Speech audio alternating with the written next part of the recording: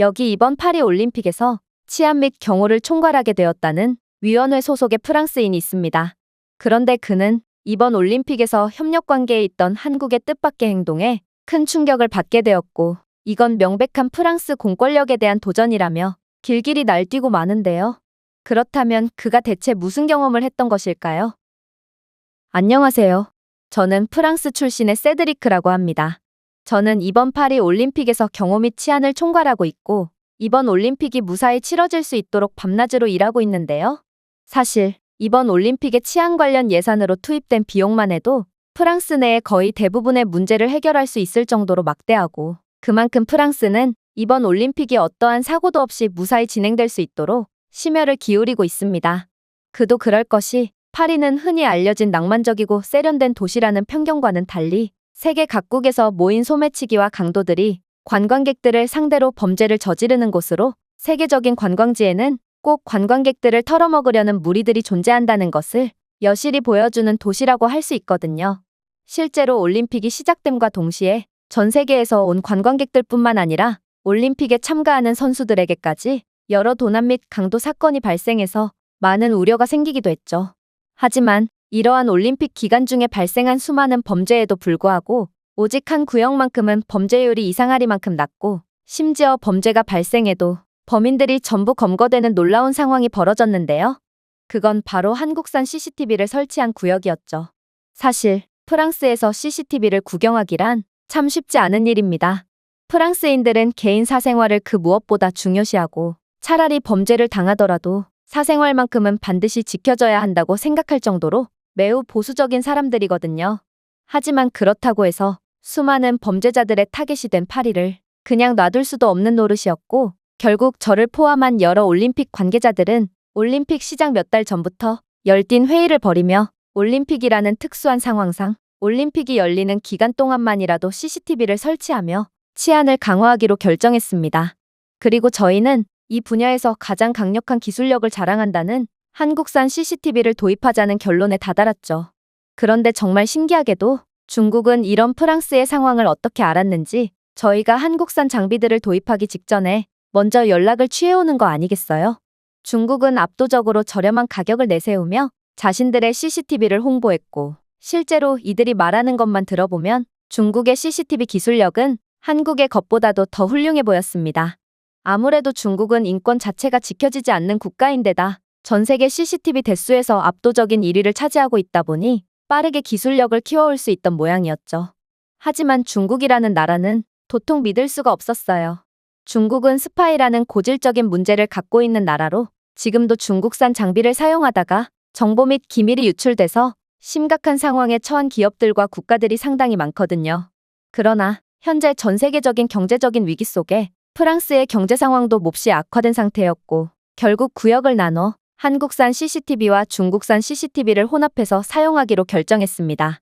그렇게 저희는 만반의 준비를 갖추었고, 이내 파리 올림픽에 출전하는 선수들이 속속들이 입국하기 시작했습니다.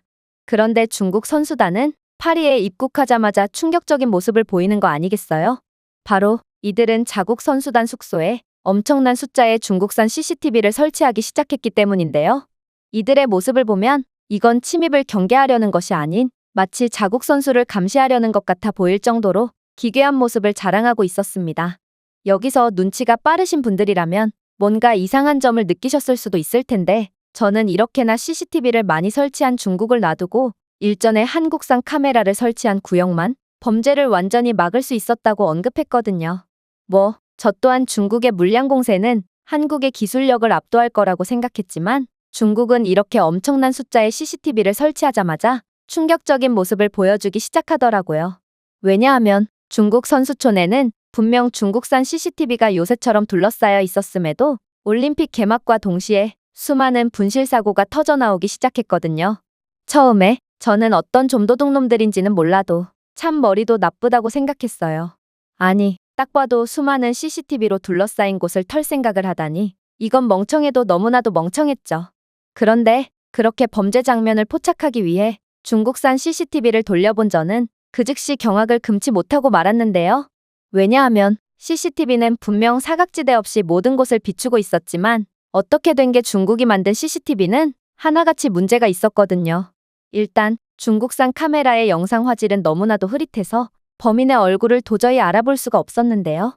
중국산의 저품질 카메라는 윤곽이 뚜렷하지 않아서 전부 픽셀화되어 네모 모양만 둥둥 떠다닐 뿐이었고, 이런 형편없는 화질로는 도저히 범인을 잡을 수가 없었습니다.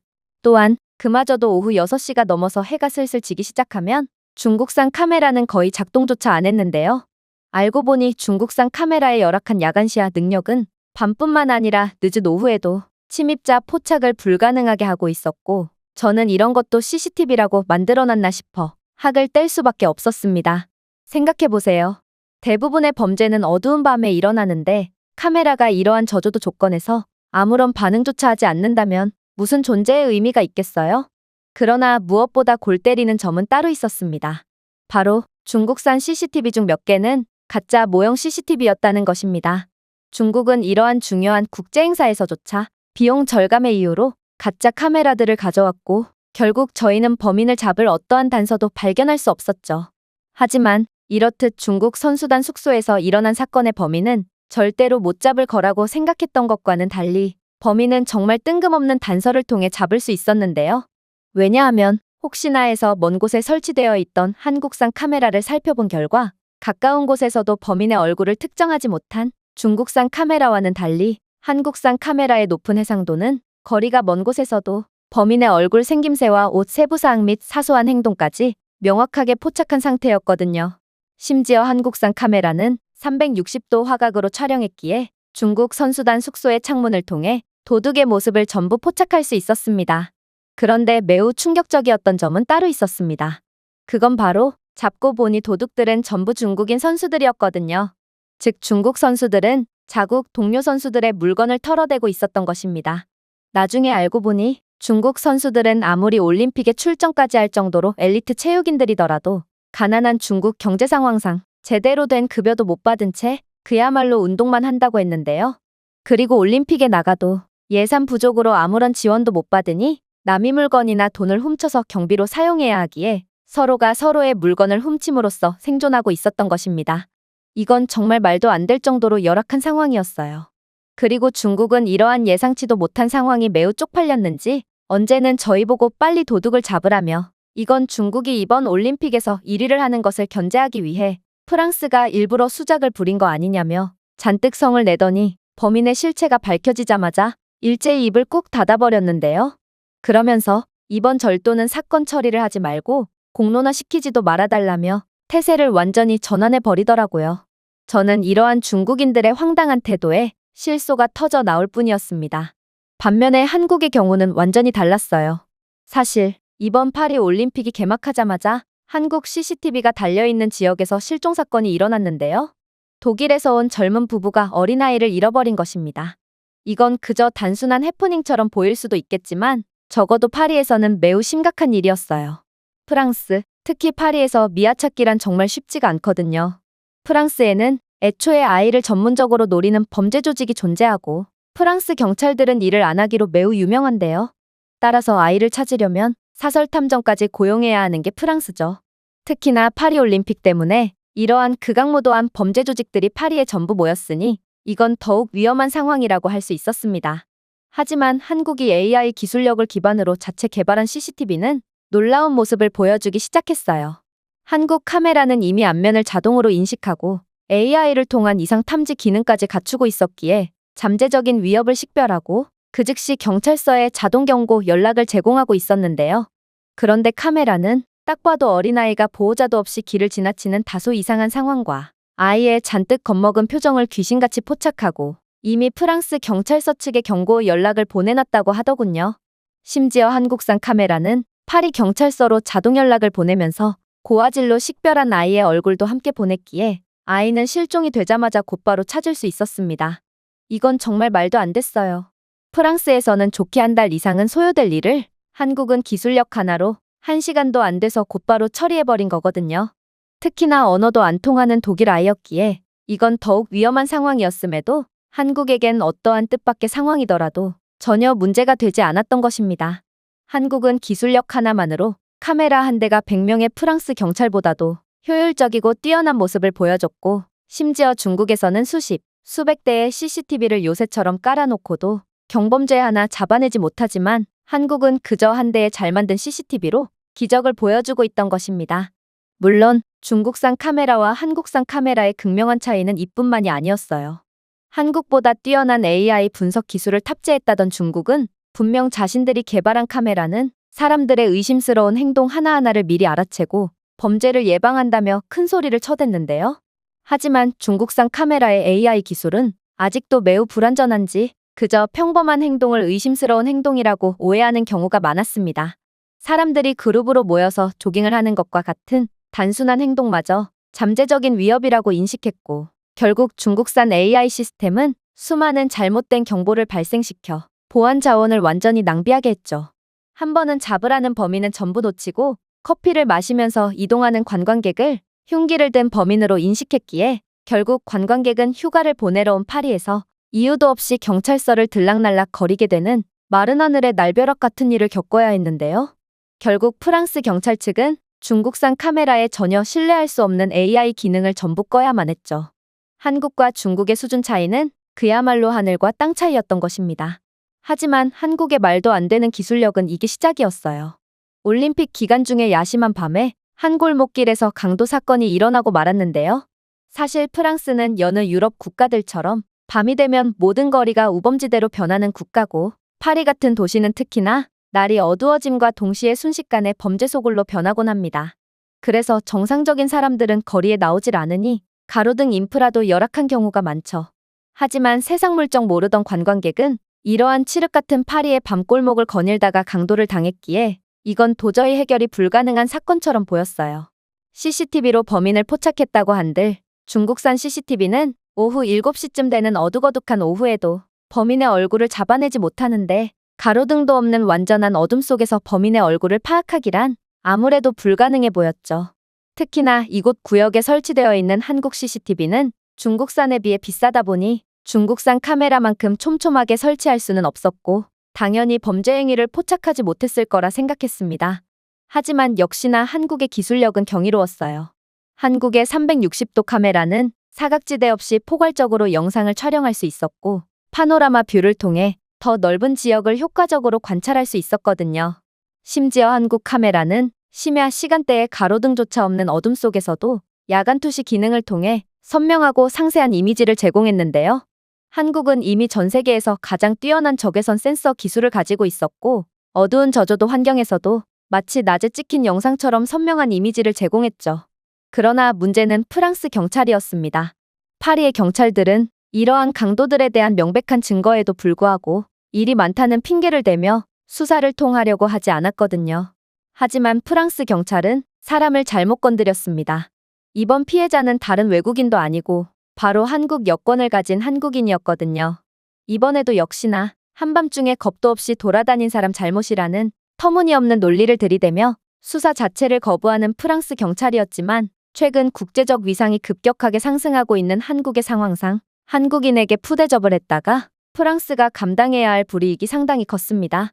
결국 프랑스 경찰의 무책임한 태도에 학을 뗀 한국 여성은 한국 대사관에 직접 전화해서 신고를 하겠다며 일이 커졌기 때문에 부랴부랴 이번 올림픽 치안을 총괄하게 된 저와 파리의 고위 경찰 관계자까지 파견되어 이번 사건에 관여하게 되었죠. 그리고 강자에게 약하고 약자에게 강한 프랑스의 경찰 시스템답게 파리 고위 경찰 관계자는 경찰서에 도착하자마자 수사를 거부하던 경찰관에게 호통을 쳤어요. 이봐요. 그렇게 감이 없어서야 프랑스에서 경찰관 일을 계속할 수 있겠어요? 프랑스의 가장 중요한 국제 파트너 중 하나인 한국인에게 푸대접을 하면 어떡합니까? 그러면서 그는 당황한 표정을 짓고 있는 경찰관에게 속사포 같은 호통을 이어나갔어요. 한국과 프랑스는 수십 년에 걸쳐 강력한 외교 관계를 공유하고 있는 거 몰라요. 그리고 한국은 세계 10대 경제대국 중 하나이고 기술 선도자이며 세계 안보의 핵심 역할을 하고 있단 말입니다. 즉, 한국은 세계 무대에서 중요한 영향력을 행사하는 강대국이란 말이죠. 따라서 우리가 한국 국민과 관련된 사건들을 자세히 조사하지 않을 때 우리는 프랑스 국내 문제에서의 안보에 대한 신뢰성뿐만 아니라 국제 무대에서의 프랑스의 명성을 위태롭게 할 수 있단 말입니다. 자, 보세요. 한국은 프랑스의 매우 중요한 경제적 동반자입니다. 삼성과 현대와 같은 한국의 회사는 프랑스에서 대규모 사업을 하고 있고 일자리를 창출하고 프랑스 경제를 발전시키고 있습니다.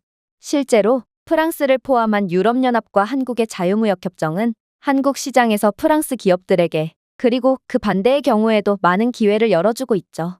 이러한 경제적 상호의존은 양국의 관계를 강화하고 한국을 중요한 동맹국으로 만들고 있습니다. 또한 한국은 기술과 혁신의 강국입니다. 삼성과 LG와 같은 회사들은 프랑스와 전 세계에서 누구나 아는 이름이고 특히나 프랑스 기술 시장을 선도하고 있죠. 이건 이번 파리 올림픽에서 한국산 CCTV를 설치한 곳에서만 범죄율이 눈에 띄게 낮고 범인 검거율 또한 파리 역사상 가장 높은 수준에 이른 것만 봐도 알 수 있습니다. 만약 이번 불미스러운 사건으로 다시는 한국의 기술력을 사용할 수 없게 된다면 프랑스가 얼마나 큰 손해를 볼지 생각은 해봤나요? 사업 외적인 부분을 생각해봐도 그렇습니다. 한국과 프랑스 사이에는 문화와 교육의 활발한 교류가 있고 이러한 교류는 활기차게 성장하고 있거든요. 한류는 프랑스의 음악, 영화, 그리고 심지어 패션에 영향을 미치며 프랑스에서 중요한 존재입니다. 프랑스 문화기관들은 한국 문화기관들과 강력한 협력 관계를 맺고 있고 이 문화 외교는 양국의 관계를 강화하고 있죠. 그런데 이러한 상황에서 만약 우리가 한국의 국민들을 최고의 존경심과 진지함으로 대하지 않고 그저 평범한 외국인들을 대하듯 대한다면 한국 측에서 어떤 반응을 보이겠어요? 만약 프랑스 경찰이 한국인과 관련된 사건에 대해 시간을 끌고 있다는 말이 나온다면 그것이 어떤 메시지를 전달할 것이라고 생각하냐는 것입니다. 그것은 프랑스가 한국과 같은 국제적인 파트너들을 가치 있게 생각하지 않으며 공정하게 법을 지키는 것을 신뢰할 수 없다는 것을 온 세상에 말해줄 것이 분명합니다. 특히나 한국의 영향력은 국경을 훨씬 넘어 뻗어 있고 만약 우리가 우리의 임무를 수행하지 못한다면 그것은 한국과의 외교 관계를 긴장시킬 수 있으며 이건 오늘날의 한국이 치고 올라가는 세계적인 환경에서 프랑스가 도저히 감당할 수 없는 상황일 것입니다. 경찰관은 그제야 자신이 무슨 짓을 했는지 이해했다는 듯 딸꾹질까지 해대며 긴장했는데요. 그러자 고위 관계자는 자신도 어느 정도는 이해한다는 듯 약간은 누그러진 톤으로 말을 이어나갔습니다. 물론 모든 사건을 철저하게 다루라는 것이 아닙니다. 다만 한국과 같은 주요 파트너 국가들에 대해서는 주의할 필요가 있다는 것이죠.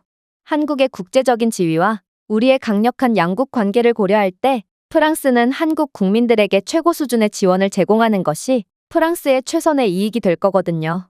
결국 이 한국 여성의 사건은 정말 일사천리로 수사가 진행되었고 곧바로 범인들을 잡아들일 수 있었는데요.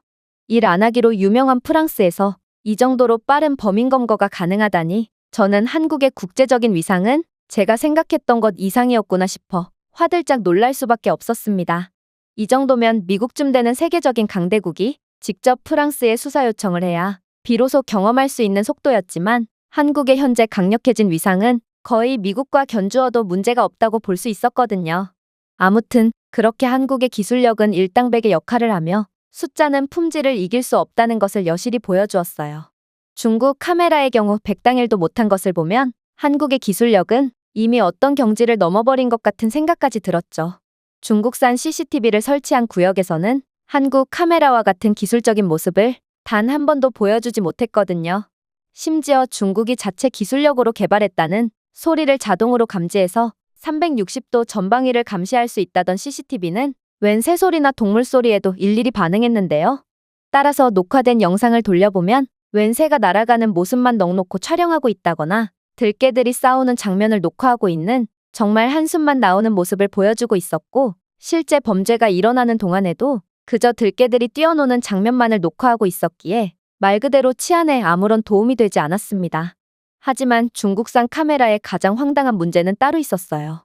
바로 중국이 고지해 놓은 것과는 달리 중국산 배터리는 하루도 못 가는 경우가 많고 심지어 자고 일어나니 배터리가 터져서 카메라가 완전히 고장나 있는 경우도 있었거든요.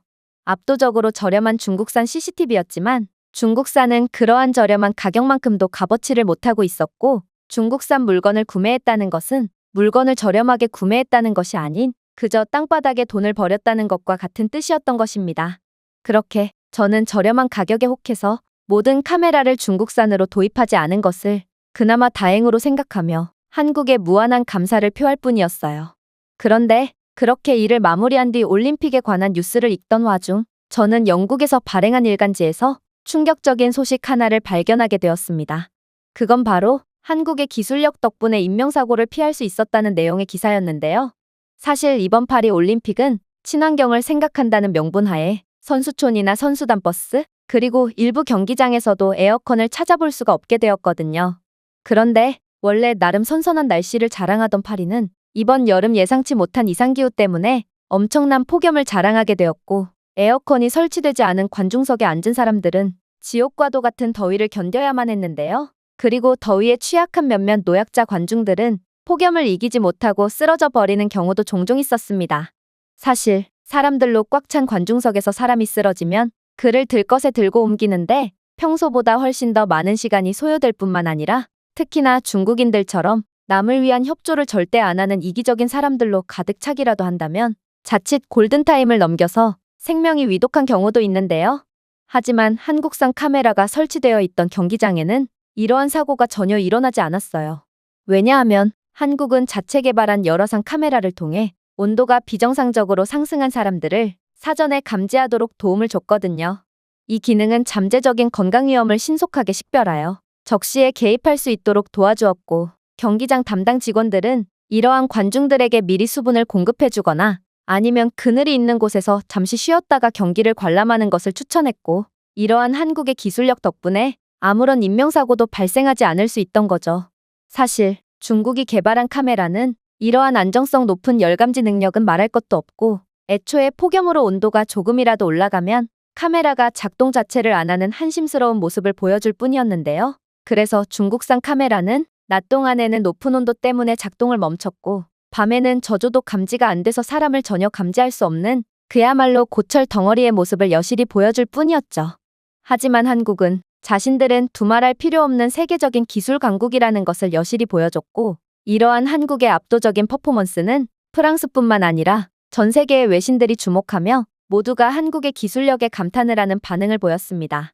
아무래도 올림픽은 자국 홍보의 수단으로 이용되는 경우가 많고, 실제로 프랑스도 파리 올림픽을 통해 문화의 중심지인 프랑스에 대한 긍정적인 이미지를 확고히 하기 위해 올림픽을 개최했는데요.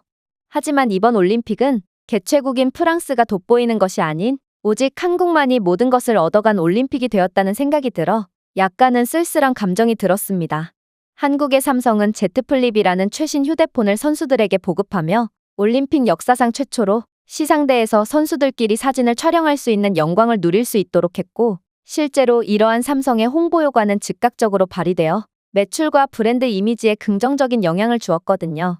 그런데 이뿐만이 아니라 한국의 기술력을 통해 프랑스에서는 절대로 잡지 못하는 경범죄 좀도둑들마저 전부 검거하고, 심지어 미아가 된 아이나 관중들의 목숨까지 건지는 이러한 상황에 외신들은 파리 올림픽임에도 프랑스에 주목하는 것이 아닌 전부 한국에 주목하며 한국 띄워주기에 한창인 상황이죠. 심지어 이번 올림픽에서 한국의 올림픽 선수단은 최소 인원으로도 메달을 싹쓸이해버리는 그야말로 자신들의 기술력처럼 일당백의 모습을 보이며 전 세계를 놀라게 했는데요. 분명 영국의 슈퍼컴퓨터는 이번 올림픽에서 한국은 금메달 5개에 그칠 것이라는 예상을 내놓았지만 실제로는 그의 2배를 넘어 이제는 3배를 향해 달려가고 있는 한국의 모습을 보자면 한국이라는 나라는 정말로 예측이라는 게 무의미하다는 생각이 듭니다. 한국은 자신들의 파란만장한 경제발전사와 같이 계속해서 그 누구도 감히 예측할 수 없는 방향으로 발전하고 있고, 몇 년 후에 이 나라는 지금의 국제적인 위상보다 더욱 강력한 모습을 보이며 전 세계를 놀라게 할 거라는 이유 없는 확신이 드는데요. 남해 올림픽에서조차 이 정도로 강력한 존재감을 보이며 국제적인 찬사를 받는 한국을 보면 정말로 세계의 패권과 관심사는 이제 서구권 국가들이 아닌 한국 쪽으로 완전히 기울어버린 것 같아 저는 한국의 경외심을 느낄 뿐입니다. 제가 준비해온 내용은 여기까지입니다. 끝까지 시청해주셔서 진심으로 감사드리며 여러분들의 구독과 좋아요, 알림 설정은 영상 제작에 큰 힘이 됩니다. 이상 세모튜브였습니다.